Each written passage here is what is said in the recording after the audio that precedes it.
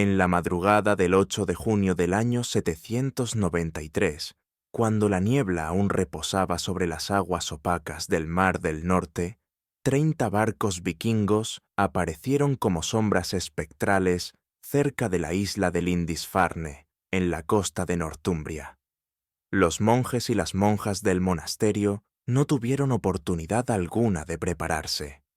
Habían oído rumores sobre paganos del norte que asaltaban aldeas costeras, aunque Lindisfarne se consideraba un lugar sagrado, custodio de las reliquias de San Cuthbert, protegido, al menos en teoría, por la mano de Dios.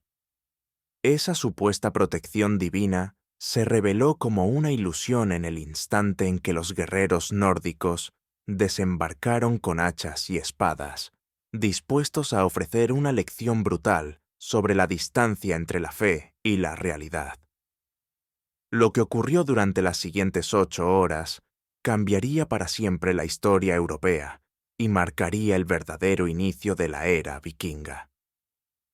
Los invasores acabaron con los monjes que se atrevieron a resistir, degollándolos sobre los mismos altares donde habían rezado durante décadas. Saqueaban el tesoro del monasterio: oro, plata, manuscritos iluminados con tapas ornamentadas y relicarios que albergaban huesos de santos. Incendiaron edificios, destruyeron la biblioteca que guardaba textos imposibles de reemplazar. Sin embargo, con las monjas, las 23 mujeres que habían entregado sus vidas a Dios en clausura perpetua, los vikingos procedieron de forma distinta.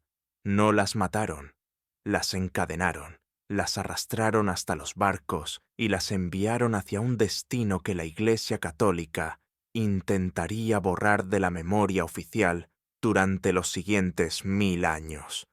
Se dice que el cuerpo jamás miente, y los cuerpos de esas 23 monjas comenzaron a describir historias que ninguna crónica eclesiástica se atrevería a registrar de forma honesta. Manos endurecidas por años de trabajo en los huertos del monasterio, ahora abiertas en sangre por las cadenas de hierro.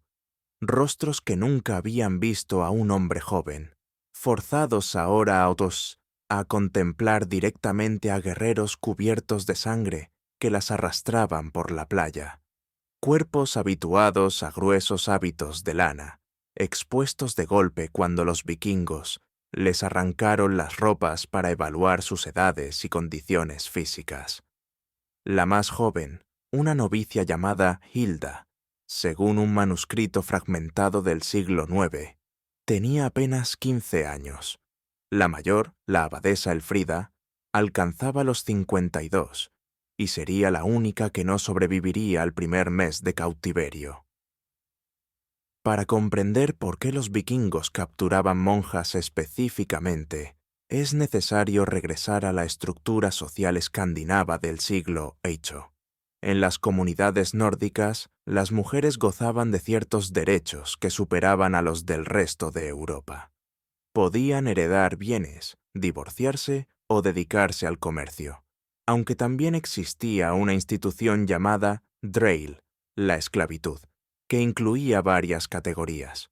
Los Dreil comunes realizaban labores domésticas o agrícolas, pero había una clase especial, Ambat, destinadas a la esclavitud sexual y también a servir como concubinas permanentes. Dentro de esa categoría, las más valiosas eran las Fria Cristina, es decir, esclavas cristianas, en especial si eran monjas. La razón era doble. Para los vikingos, devotos de Odín y Thor, había un placer particular en profanar lo que los cristianos consideraban más sagrado. Una monja había consagrado su virginidad a Cristo mediante votos de castidad eterna. Convertirla en esclava sexual era el insulto supremo al dios cristiano y una afirmación simbólica de la superioridad de los dioses nórdicos. La segunda motivación era puramente económica. Las monjas solían ser mujeres instruidas, algo muy raro en aquella época. Sabían leer y escribir en latín, y algunas incluso dominaban elementos del griego. Conocían hierbas medicinales, técnicas de tejido complejas y nociones básicas de contabilidad. Como esclavas, poseían un valor múltiple: sexual, reproductivo y laboral. Las 3 semanas posteriores al rapto fueron un proceso cuidadosamente diseñado para quebrar su identidad. Los vikingos no violaban a las monjas inmediatamente tras capturarlas, al menos no en los barcos. Las mantenían encadenadas en las bodegas, en espacios húmedos y oscuros impregnados de olor a pescado podrido y agua salada. Les daban de comer sobras, pan enmohecido, pescado seco tan salado que ardía en la garganta. Las obligaban a orinar y defecar donde estaban, sin privacidad ni limpieza. Era un método de despersonalización sistemática, un modo de destruir lentamente la identidad que habían construido a lo largo de años de vida monástica. Los guerreros las visitaban a menudo, no para violarlas todavía, sino para someterlas a humillaciones distintas. Las obligaban a pronunciar blasfemias contra Cristo, les cortaban el cabello, que mantenían largo bajo los velos como símbolo de feminidad consagrada, y lo arrojaban al mar. Las forzaban a beber cerveza fuerte hasta provocarles náuseas, quebrantando así los votos de sobriedad. También las obligaban a presenciar sacrificios paganos, donde degollaban animales y rociaban la sangre sobre figuras talladas de Thor y Freya. Cada gesto buscaba demostrarles que su Dios no las protegía, que sus votos carecían de significado y que su identidad como esposas de Cristo era una ilusión que podía ser destruida. Cuando los barcos finalmente alcanzaron las costas de Noruega, probablemente un fiordo cercano a la región de Hordaland, comenzó la siguiente fase del sistema. Las monjas fueron desembarcadas y trasladadas a lo que los nórdicos llamaban Dreilaus, casas de esclavos, construcciones de madera donde los cautivos eran procesados antes de su distribución final. Allí las lavaron por primera vez en semanas, no por piedad, sino porque los vikingos apreciaban la higiene básica en sus propiedades. Fueron revisadas por mujeres nórdicas mayores, expertas en identificar fertilidad, salud dental, señales de enfermedad y fortaleza física. A partir de esas evaluaciones, las monjas fueron clasificadas. Las más jóvenes y consideradas más atractivas, unas 8 de las 23, fueron seleccionadas para participar en el ritual que los vikingos llamaban blåband, un matrimonio de sangre. No se trataba de un matrimonio en sentido cristiano, ni siquiera bajo el concepto nórdico tradicional.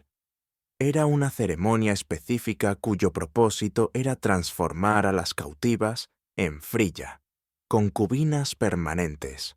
Las monjas mayores o menos atractivas según los criterios vikingos eran relegadas a la categoría de ambad comunes, esclavas domésticas con obligaciones sexuales ocasionales. La abadesa Aelfrida, considerada demasiado anciana para tener utilidad sexual, fue asesinada sin más, con la garganta abierta como sacrificio a Freya, diosa de la fertilidad, cuyos sacerdotes sostenían que la sangre de una virgen consagrada cristiana poseía poder espiritual singular. El blåband era un ritual complejo, descrito en algunas sagas islandesas, aunque éstas suelen omitir los detalles más crueles. Se realizaba durante el Blot, un festival religioso vikingo celebrado 3 veces al año. La cautiva era conducida al altar pagano de piedra, normalmente situado en un claro del bosque considerado sagrado. Permanecía desnuda, con las manos atadas detrás de la espalda. El Jarl o Hersir, es decir, el líder local que reclamaba su posesión, se colocaba frente a ella vestido con una armadura ceremonial. Entre ambos se situaba un Godi, un sacerdote pagano encargado de dirigir la ceremonia. El Godi sacrificaba un caballo, animal venerado por Odín, recogía su sangre en un cuenco de bronce y la mezclaba con hidromiel fermentado. Obligaba a la cautiva a beber esa mezcla mientras él recitaba invocaciones dirigidas a Freyja y Frigg, diosas asociadas al matrimonio y a la sexualidad. Luego, el jarl se hacía un corte en la palma con un cuchillo ritual y forzaba a la cautiva a replicar el gesto. Presionaban ambas manos sangrantes y el Godi las ataba con un cordón de cuero, creando un vínculo de sangre que, según las creencias nórdicas, unía sus espíritus de forma permanente. La etapa final del ritual era pública y extremadamente violenta. El jarl violaba a la cautiva sobre el altar de piedra, ante los ojos de toda la comunidad.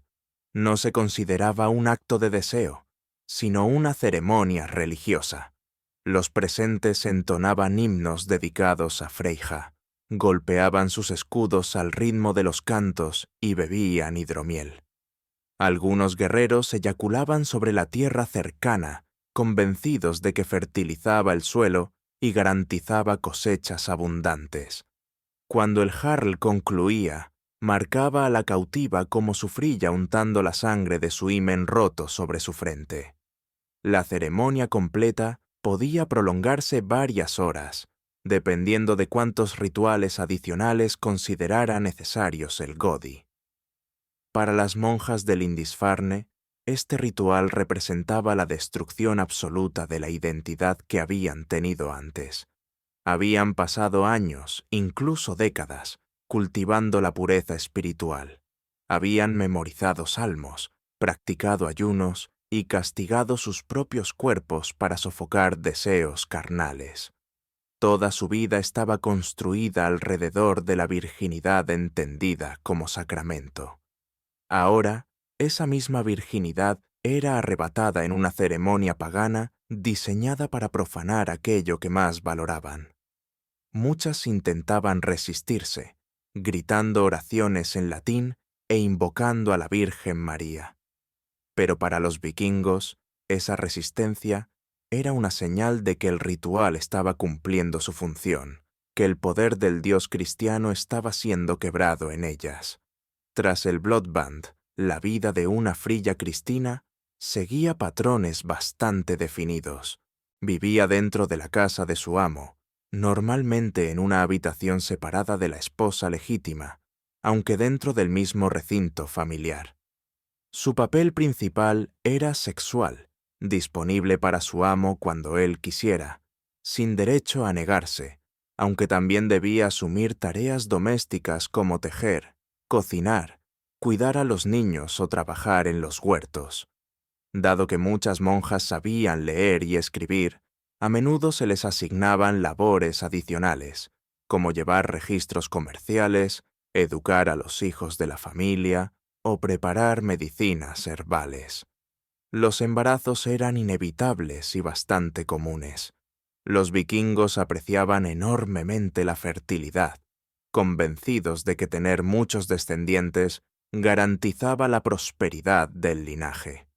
Una frilla que quedaba embarazada no recibía cuidados especiales ni permiso para descansar. Continuaba trabajando hasta el momento del parto, daba a luz asistida únicamente por otras esclavas y regresaba a sus labores pocos días después. Los hijos nacidos en estas circunstancias ocupaban un lugar ambiguo en la sociedad. No eran esclavos de forma automática, pero tampoco se consideraban libres. El amo tenía la potestad de reconocerlos como legítimos, convertirlos en esclavos o exponerlos, práctica nórdica que consistía en abandonar a los bebés no deseados en el bosque. Las monjas, que habían pasado años en clausura sin contacto alguno con hombres, enfrentaban embarazos repetidos que destrozaban sus cuerpos. Sin conocimientos previos sobre partos, ni preparación física o emocional, muchas morían durante el proceso. Las que sobrevivían solían desarrollar fístulas obstétricas, desgarros entre la vagina y la vejiga, o el recto que generaban incontinencia permanente. En el siglo VIII no existía cirugía para corregir estos daños. Esas mujeres vivían el resto de sus días con dolor constante y un olor a orina y heces que jamás podían eliminar. Sin embargo, lo que tal vez destruía más profundamente a las monjas no era solo el sufrimiento físico, sino la corrupción espiritual impuesta. Los vikingos no se conformaban con violarlas. Querían doblegarlas, hacer que renunciaran al cristianismo para adoptar la fe en los dioses nórdicos. Las obligaban a participar en Blot, sacrificios paganos donde tenían que ayudar a degollar animales y esparcir sangre sobre ídolos. Las forzaban a pronunciar votos a Freyja, pidiendo fertilidad y placer sexual. Las hacían memorizar cantos en nórdico antiguo que celebraban victorias vikingas y se burlaban del dios crucificado. Algunas monjas resistían durante años, rezando en secreto el rosario o trazando cruces invisibles cuando nadie las observaba. Pero la presión psicológica era inmensa. Sus captores se burlaban de ellas continuamente, preguntándoles dónde estaba su Cristo ahora y por qué no acudía a rescatarlas. Si su virginidad había sido tan sagrada, ¿cómo podía su Dios permitir que se la arrebataran? Con el paso del tiempo, especialmente tras años de cautiverio y múltiples embarazos, muchas comenzaban a flaquear. Algunas llegaban a convencerse de que Dios las había abandonado, que sus votos carecían ya de validez y que debían adaptarse para poder sobrevivir. El proceso se hacía más fácil debido a las esposas legítimas de los vikingos, quienes a menudo desarrollaban relaciones complejas con las Frilla de sus maridos.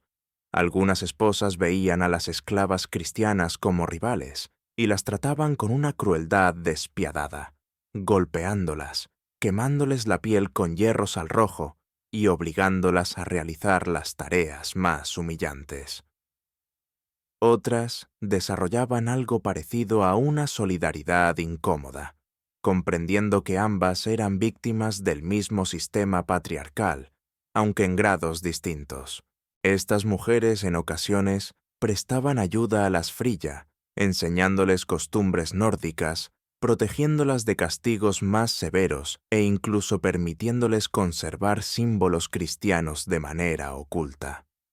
Los hijos nacidos de monjas esclavizadas ocupaban una posición especialmente trágica, pues eran fruto de una violación ritualizada, aunque en la sociedad vikinga ese origen no tenía relevancia.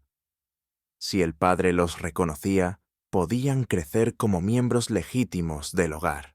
Muchos de estos niños mestizos, mitad cristianos por parte de la madre y mitad paganos por parte del padre, acabaron convirtiéndose en puentes culturales durante el largo proceso de cristianización de Escandinavia en los siglos posteriores.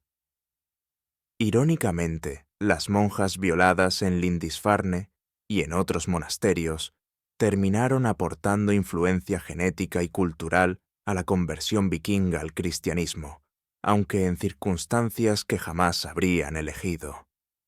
Algunas de estas mujeres incluso intentaban quitarse la vida. Era un pecado mortal según la doctrina católica, pero para ellas el infierno parecía más soportable que la existencia que enfrentaban. Algunas intentaban colgarse con cuerdas de cuero cuando surgía la oportunidad, otras se arrojaban a los fiordos helados en invierno o ingerían bayas venenosas que encontraban en los bosques. Sin embargo, los vikingos habían desarrollado métodos específicos para impedir el suicidio de esclavas valiosas. Las vigilaban constantemente, las mantenían un poco desnutridas, para debilitar su fuerza física, y castigaban con extrema dureza cualquier intento fallido. Una esclava que trataba de suicidarse era azotada públicamente, a veces hasta perder el conocimiento, como advertencia para las demás.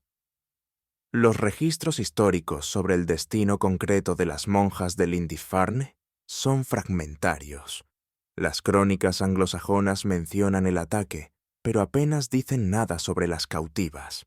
Un manuscrito irlandés del siglo IX, escrito por un monje llamado Alquino de York, lamenta la profanación de vírgenes consagradas, pero no ofrece más información.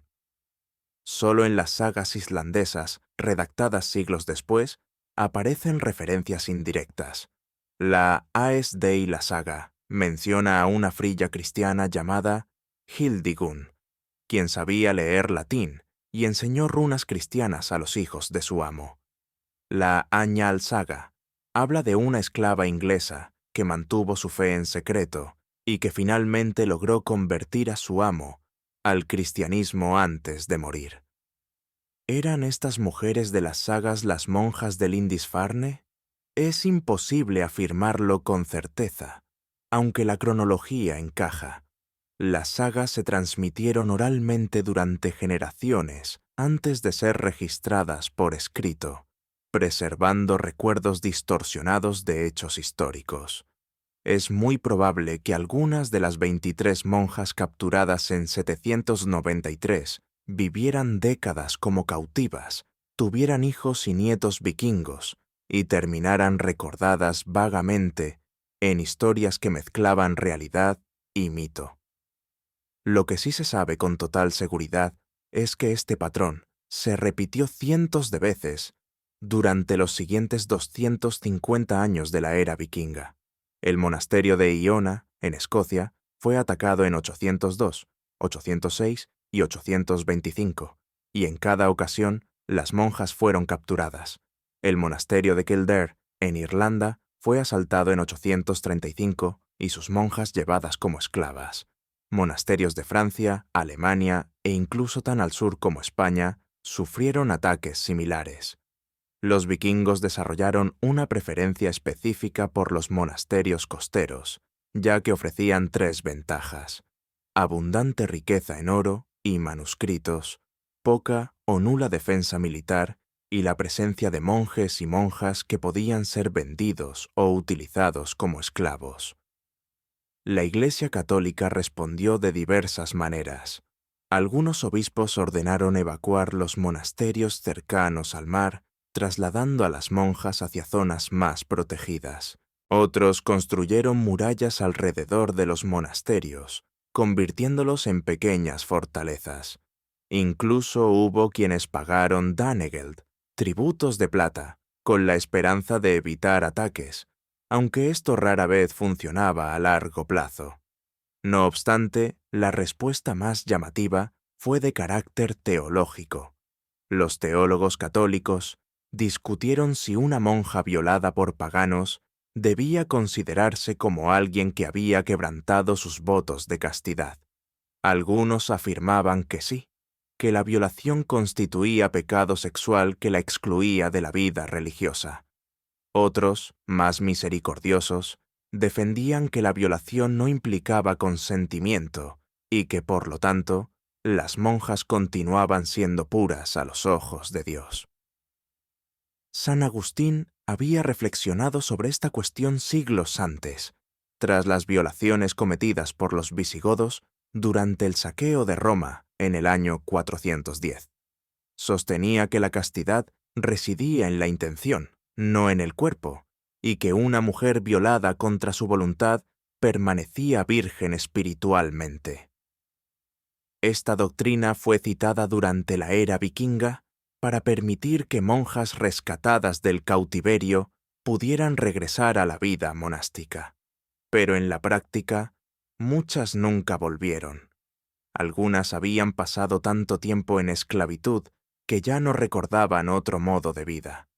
Otras habían tenido hijos que no podían abandonar. Algunas simplemente estaban demasiado dañadas física y emocionalmente como para volver a funcionar dentro de una comunidad religiosa. En el año 1066, con la conquista normanda de Inglaterra, la era vikinga llegó de hecho a su fin. Los descendientes de aquellos guerreros ya se habían cristianizado, habían adoptado el feudalismo y dejado atrás muchas de sus antiguas costumbres. La institución de la Frilla Cristina desapareció de manera gradual, aunque su legado biológico permaneció. Estudios genéticos modernos muestran que un porcentaje significativo de la población en Islandia, Noruega y Escocia presenta marcadores provenientes de las Islas Británicas, prueba del enorme número de mujeres británicas e irlandesas capturadas y esclavizadas durante la época vikinga. En 2015, arqueólogos que excavaban un asentamiento vikingo en las Islas Orcadas hallaron la tumba de una mujer enterrada con una combinación inusual de objetos, un crucifijo cristiano y un martillo de Thor, ambos reposando sobre su pecho. El análisis de isótopos en sus dientes reveló que había crecido en las Islas Británicas, pero que pasó la mayor parte de su vida adulta en Escandinavia. Presentaba señales de múltiples fracturas óseas ya curadas, compatibles con violencia doméstica, y había dado a luz al menos 6 veces. Los especialistas creen que probablemente fue una monja o una mujer cristiana capturada en su juventud, esclavizada durante décadas y enterrada finalmente con símbolos de ambas religiones, reflejando la identidad quebrada que la cautividad le había impuesto. Las monjas de Lindisfarne, al igual que miles de otras mujeres de monasterios saqueados, no dejaron nombres registrados en la historia. No existen lápidas que las honren ni días festivos en su memoria. La Iglesia Católica, avergonzada por su incapacidad para protegerlas, prefirió relegarlas al olvido. Las sagas vikingas apenas las mencionan como notas marginales, simples esclavas sin nombre que cumplían labores domésticas. Aún así, sus huesos permanecen bajo la tierra escandinava. Su ADN sigue viviendo en las venas de millones. Sus historias, aunque fragmentadas y distorsionadas, continúan apareciendo en leyendas y en tradiciones populares. La ironía más amarga es que estas mujeres, víctimas de una violencia pagana destinada a humillar al cristianismo, terminaron contribuyendo más a la cristianización de Escandinavia que muchos misioneros. Enseñaron a sus hijos mestizos quién era Cristo. Mantuvieron la fe viva en secreto durante décadas. Cuando los reyes vikingos empezaron finalmente a convertirse al cristianismo en el siglo X, muchos lo hicieron influenciados por madres, abuelas y concubinas que habían conservado esas creencias a pesar del horror vivido. Santa Brígida de Kildare, cuyo monasterio sufrió múltiples ataques, supuestamente rezó para que cualquier monja capturada por paganos encontrara fuerza para sostener su fe en silencio y algún día convertir a sus captores. Si esas oraciones fueron respondidas, ocurrió de maneras que la santa jamás habría imaginado, mediante violación, esclavitud y décadas de sufrimiento que erosionaron lentamente las creencias paganas desde el interior. Los vikingos creían que al capturar y esclavizar monjas, demostraban la superioridad de sus dioses. Sin embargo, las semillas del cristianismo que sembraron sin querer dentro de sus propios hogares, llevadas en los cuerpos de mujeres violadas, terminaron creciendo hasta borrar por completo la vieja religión nórdica. Para el siglo X ya no quedaban paganos en Escandinavia. Los templos dedicados a Odín habían sido destruidos, los sacerdotes convertidos o ejecutados, y las sagas reescritas bajo una fuerte influencia cristiana. Una victoria final, amarga y empapada de sangre, conseguida sobre los cuerpos de mujeres que nunca pidieron convertirse en mártires. Si esta historia te ha perturbado, compártela, no por morbo, sino por memoria, porque las monjas de Lindisfarne y las miles que compartieron su destino merecen ser recordadas no solo como víctimas pasivas, sino como mujeres que resistieron horrores inimaginables, preservaron fragmentos de identidad y fe en circunstancias imposibles y, sin darse cuenta, sembraron las semillas que acabarían transformando a sus propios captores. Su sufrimiento fue real, su resistencia fue inmensa, y sus historias permanecieron ocultas durante siglos por una iglesia avergonzada y una cultura vikinga romantizada. Recordarlas con honestidad es el único homenaje que todavía podemos ofrecerles.